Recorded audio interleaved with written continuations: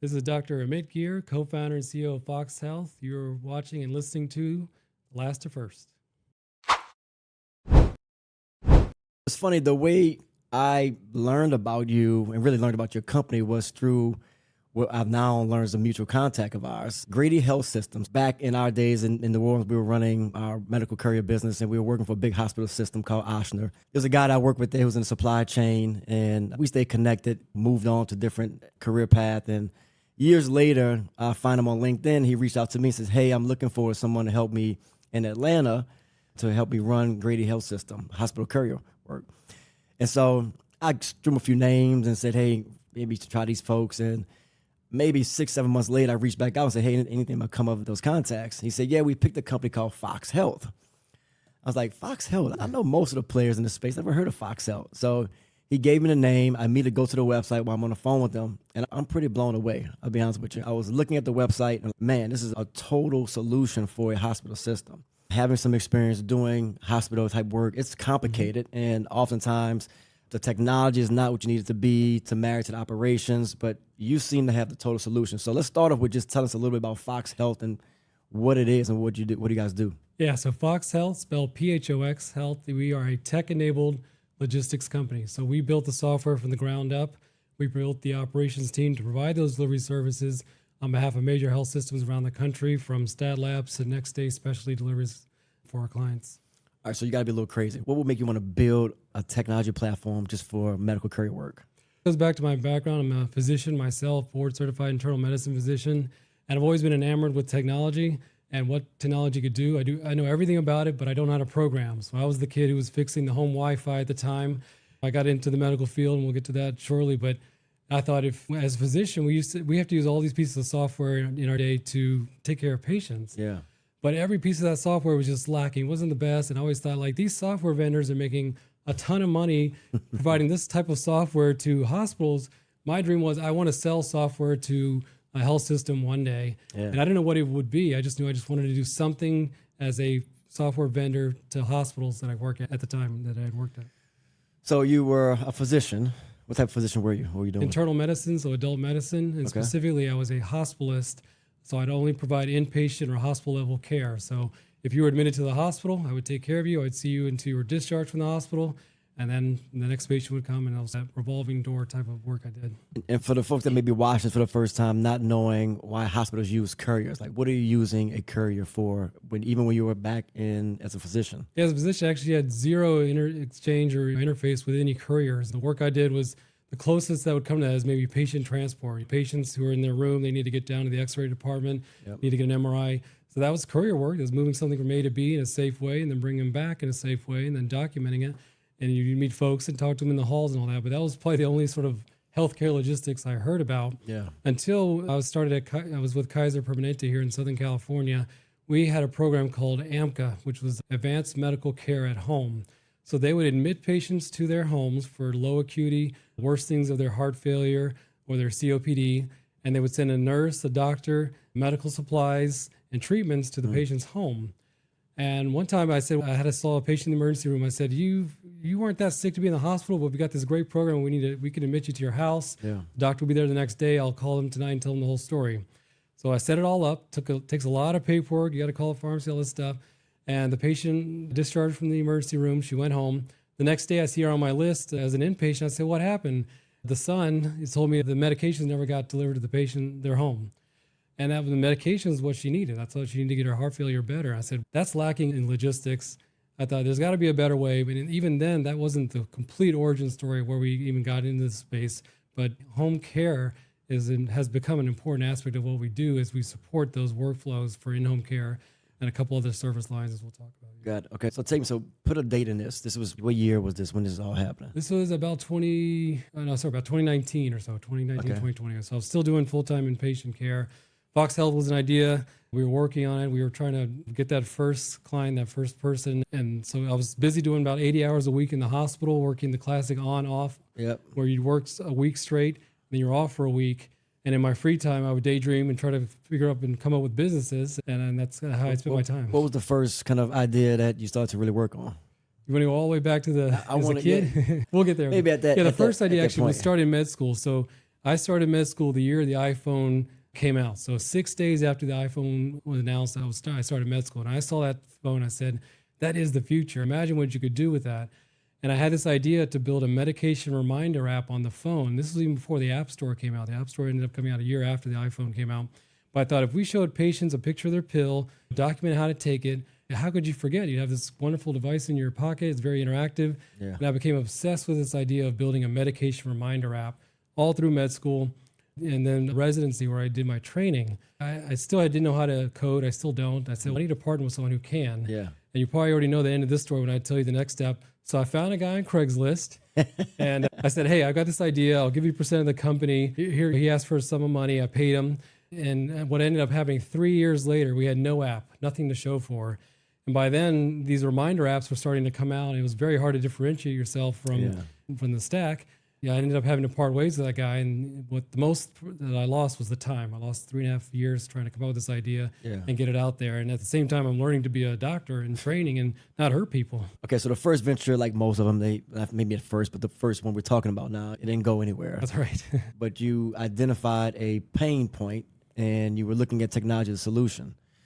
So take me to going back, going forward here. Where do you ultimately get to the story where you were working on building technology for? I know Ochsner was one of the first accounts. Right. Give me the backdrop of that story. Yeah, so I was still thought that there's something we can do with this medication reminder app idea. If we built an app for patients to tell us when they took their meds, maybe that data can go back to the hospital in real time and maybe prevent some of these heart failure patients from coming back in that story. So I was at a birthday party, and that's where I met my co-founder, Puneet, and I told him the story that I just told you. I said, look, I'm a doctor. I have these ideas, but I can't code. And he said, great, I'm a developer, but I don't have any ideas right now. So I said, great, let's work together. Yeah. Let's be 50-50 partners, which we still are today, and let's build this app. So we got together, we built this app, this reminder app, and as we were releasing it, he moved back to India, and I moved to Southern California. This was about 10 years ago. Okay. And we released the app, and by then, these sort of medication reminder apps were a dime a dozen, and it failed completely. You put it into the App Store? Yeah, the App Store was out. It was called Pillbug. We had a great name, great icon. I was obsessed with making sure the user interface, all that was well and good, and it became an important part later as we were developing this company, but it failed. And so I still said, there's something there. Let me just start cold calling pharmacies I could drive to and see if they'd be interested in an app like this. Mm-hmm. And the first one that actually had a conversation with me is in this very city that we're in now, was in San Diego. It was this wonderful lady named Michelle. She was quite talkative, and she heard me out. And I basically pitched. I said, and then that's what she told me about her pharmacy. So she operated a mom and pop pharmacy, and they offered free same-day delivery to their patients as a way to compete against the chain pharmacies. Not that that's incredible. Even as a physician, I didn't know I could send my prescription to a pharmacy and they'll deliver it to that patient that afternoon. Mm-hmm. That would cure 1/3 of the reason why patients don't take their meds. They don't pick them up. They don't pick them up. So I said, great, patients need to know about this. I said, if we built an app for patients to find pharmacies like yours based on their delivery zip code, would you pay us? And she said, yeah, why don't you come down and meet the owner? Gave him a whole song and dance. At that time, we had to come up with the name Phox Health. And I thought Phox because they're quick, they're smart, they're orange and white, just like the classic pill bottles. I took the phonetics of the word pharmacy, that PH, and changed it for Phox. Yeah. And of course, the domain was available, so that helped too. That was the catalyst for Phox Health. And that was the summer, actually, of 2016. Okay. And so we put it out, App Store, the whole thing, went to San Diego Startup Week, and that idea ended up failing too, just faded away. And as that was fading away, Puneet moved back to India again, and I was still had my day job. And I thought, I guess this is the end. And then as we waited around, we got a cold call from a telehealth company that was doing virtual visits for pilots and flight attendants around the country.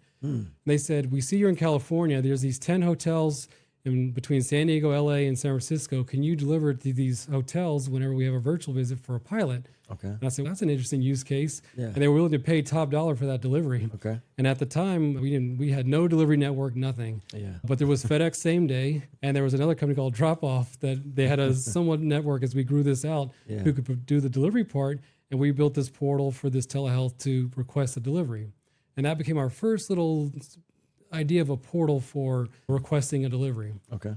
And we built that. They were a great customer, but they only did about 3 deliveries a month. You can't start a business that way. Yeah. So once again, as that idea was fading away, I was working in the hospital a Saturday morning. I got a cold call from on our Google Voice number to a 504 number. I know you know what area code that is, Jason. Hometown, baby. You know the 504. 504. So I thought it was spam. I was like, oh, I know that area code. That's New Orleans. Yeah. So I didn't answer it. But then he called again 2 minutes later. I said, okay, spam never calls back twice. Answer the phone. Hi, this is so-and-so from Ochsner Health. We need some help on servicing deliveries from our retail pharmacists across the Metro New Orleans area. We've tried a bunch of companies. No one will help us. I still don't know why to this day. And I said, sure, let's figure this out. Yeah. And so our model then was multiple meetings, and we found out this special way to request a delivery in our system by scanning a QR code that their health system would generate. And we built a portal and a mobile app to do just that. And that's still actually a big part of what we sell to this day, this idea that you can scan a QR code, request a delivery within a matter of seconds, and bypass all that heavy integration that a lot of health systems think they need or require, certainly on day one. And it took us 13 months to land that first health system client, Ochsner. But that's when I figured, if I can land one while working full-time, what could I do doing Phox full-time? That's when I resigned and said, let's give it a try. So you end up embarking on a contract with Ochsner. That's right. Just to get it clear, the tech was you scan a prescription barcode and it creates an order in the system, so that now it's actionable for delivery and they can track it and manage that delivery cycle. Yeah, the electronic medical record system creates this QR code, and it has all the patient demographics we need to create a delivery request. So they would scan it with their iPad app, it would pull in all that data, fill out all the fields, and all the pharmacy had to choose was how fast they needed the delivery and any instructions. So a matter of seconds. And this was just as fast as almost an integration, minus the choosing the delivery part. And that's what ended up being secret sauce at the time to make it work, because at the time, no one could do that. Who did the deliveries initially? So that was, our original model it was for a while, let's partner with an existing medical courier company in New Orleans. And I started cold calling courier companies. And I think I even spoke to your old courier company to try to figure out some partner who'd work with us. Yeah. And I didn't have the contract at the time, and no courier company locally really thought to care to listen to our story. And it ended up, we found one, and that model, they got the contract directly for the delivery part. And then we got a separate contract with Ochsner for the software part. We only made that mistake once. The next one, it was all us. Yeah. So that experience didn't work out too well with outsourcing. And is it because obviously you're selling a solution when I think one of the advantages of what you're doing, because you know the space, you know what it's like to work in these hospitals and the needs of these physicians and pharmacy techs, et cetera. It's got to go back to patient care. I know it's a big term you use in this space, and that starts with it, making sure that solution is fully integrated, probably where you can control it all the way through. That's right. One of the things that I want to get back into, and we've talked about a little bit, is your personal journey here. When you're first getting that traction with this idea, what do you think? You're thinking, okay, this is something that I can build an entire business around. I can go replicate this all across the country. What was the next steps after you landed Ochsner? I give credit to my wife. So she basically said, and I always, one of my mottos is limitations breeds creativity. What I mean by that in my personal story is it would have been very easy to use my income, which was a healthy income, to fund this business and keep thinking that every problem we could solve could be with money. My wife told me, you're not using any of our money, and we also had student loans at the time, you're not using any money on Phox Health, and she even wanted me to quit at one point. This was 6 months before we got Ochsner, and luckily that's the only lie I ever told her. I said, oh, okay, I'll quit, honey, I'll quit. Yeah. So she basically said, we're not using any of our money on this business, it's not going anywhere. So I said, all right, we got to get creative. And there was about $43 in our bank account the day we signed Ochsner, and those limitations are helped me hustle our way into figuring out what the needs are of our soon-to-be first client. And we still follow that same ethic today, that we have to stay lean about it. And that's how we've been able to control our destiny as we've been growing. Want more game-changing insights from the best and last mile delivery? Stay locked in with Last to First. Follow us on social media for exclusive clips, behind-the-scene content, and expert tips. Subscribe to our podcast so you never miss a beat. Join the conversation. Send us some comments, drop in your questions, and become a part of the Last to First movement. Want to be a guest or know someone that should be? Hit us up and let's get them on the show. If you're interested in sponsorship opportunities, reach out to us. We'd love to work with you. Find us on social media with @LastToFirstPodcast. Send email to info@LastToFirstPodcast.com, or go check out our website and let us know how we can support, help, and bring you better content going forward. Now back to Last to First.